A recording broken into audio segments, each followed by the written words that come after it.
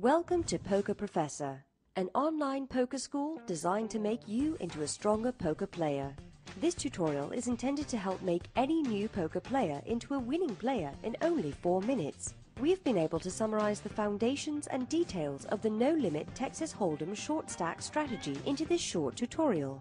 We strongly recommend that you download the brief after watching the tutorial, print it, and keep it in front of you while playing until you have memorized it and understand it fully.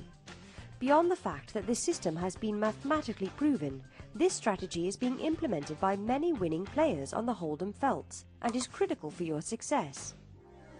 Sitting at a table. This explanation will help you choose the correct table to sit at. First, find a table with a minimum of 8 players on it. Your buy-in amount should be 20 times the big blind. So, on a 5 to 10 cent table, your buy-in amount should be $2. When entering the game, make sure you wait for your turn to post big blinds.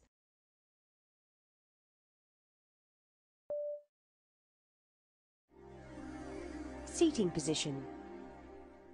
Your seating position on the table is crucial to your strategy when playing a hand.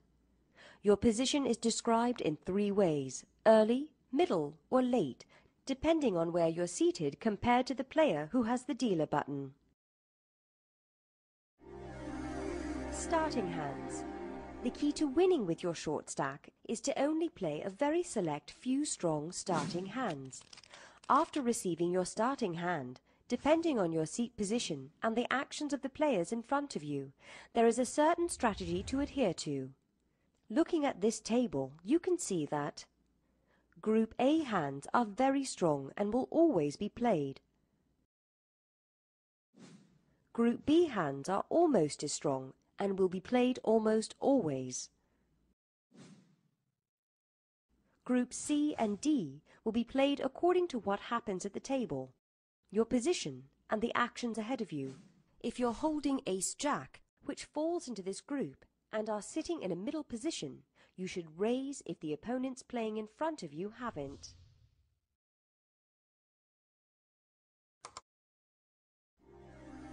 How much to bet? If you are the first player to raise at the table, make sure your raise is 4 times the big blind.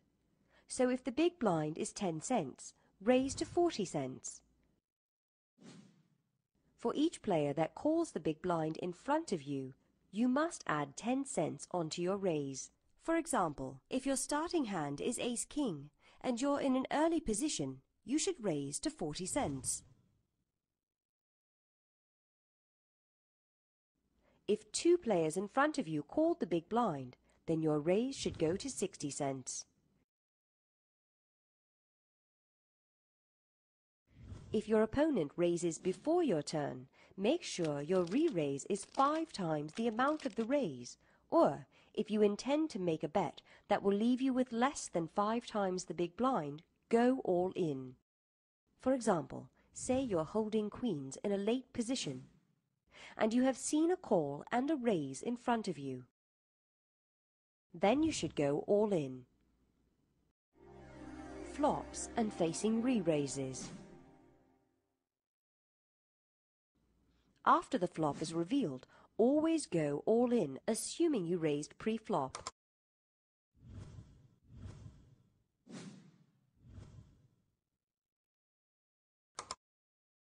If one of your opponents re-raises your hand, then you should go all in with any hand except the bottom tier.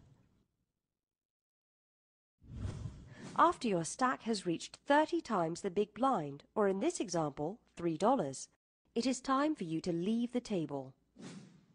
I hope you enjoyed our brief guide on no-limit short stacking strategy. Poker Professor, master the game.